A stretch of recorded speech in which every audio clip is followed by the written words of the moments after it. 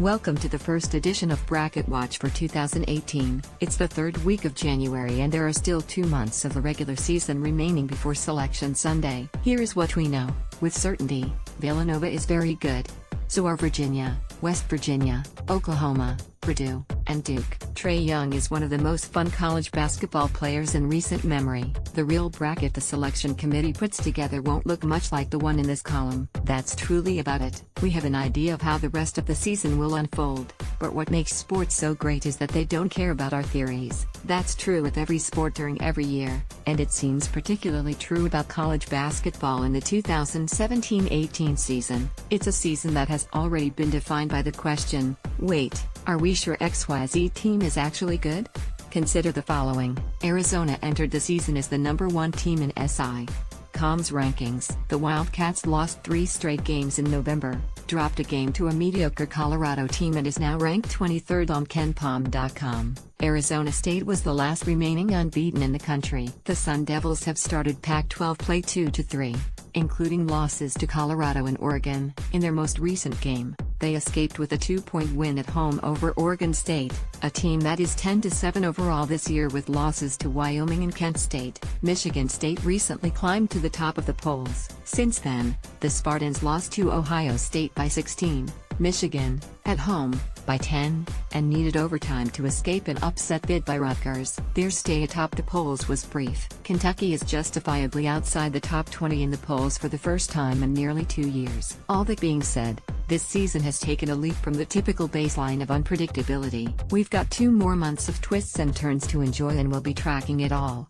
and what it means for the postseason, right here on SI.com with the Bracket Watch and Bubble Watch each and every Monday from here on out. Last 4 in Boise State, Marineland, Syracuse. First 4 out, Middle Tennessee State, Georgia, Alabama is next. 4 out, Street, Bonaventure, Providence, San Diego State East. How good is Villanova?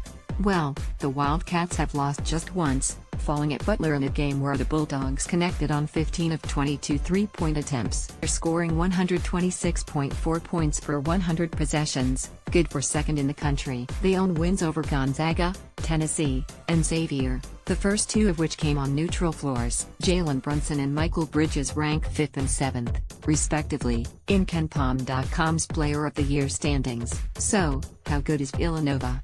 At this point of the season, it's hard to say the Wildcats are anything short of the best team in the country. South, take a few leaps of faith with us for this section. West Virginia and Virginia remain in the mix for no 1 seeds. Say, they both win their conferences, then a game played between the 2 on December 5 could factor significantly in the bracketing process. West Virginia won that game in Morgantown, 68-61. It stands as Virginia's only loss of the season to date, but it could come back to bite them. Atlanta is the host of the South region this season, while the Midwest region will stage its semifinals and finals in Omaha. Both Morgantown and Charlottesville are significantly closer to Atlanta than Omaha, meaning the Mountaineers and Cavaliers could be battling for the right to be the No. 1 seed a couple hundred miles closer to home. For now, we give the edge to the Mountaineers thanks, at least in part, to their win over the Cavaliers in early December. Midwest. Despite the above paragraph, no one should be sleeping on Tony Bennett's team. This is another classic Virginia squad,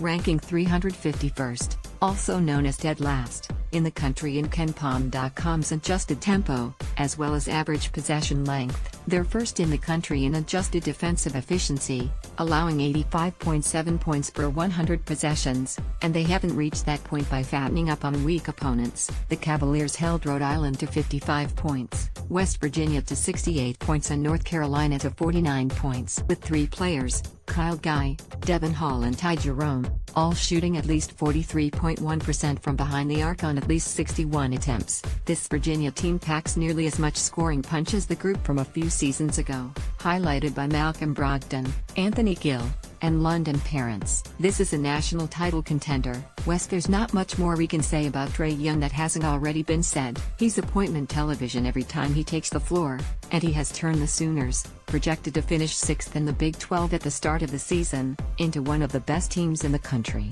So let's turn our attention to the bottom of this region where we find the Purdue Boilermakers, another surprise national championship contender. Purdue is one of the most experienced teams in the country, starting 4 seniors and 1 sophomore. The Boilermakers are one of the most dangerous shooting teams in the country, ranking 7th in three-point percentage. They seemingly have on the floor, at all times, 4 guys who can stroke it from behind the arc and a 7-footer, whether it's Isaac Haas or Matt Harms, Dakota Mathias, Vince Edwards and PJ Thompson, all seniors, are all shooting at least 44.1% from 3 on at least 68 attempts. They rank 7th in the country in adjusted defensive efficiency, and 5th in adjusted defense, making them the only team in the top 10 in both. Michigan State was supposed to run away and hide in the Big Ten, but it's Purdue that looks like not only the class of the conference, but the league's best chance to break its national championship drought, which stretches back to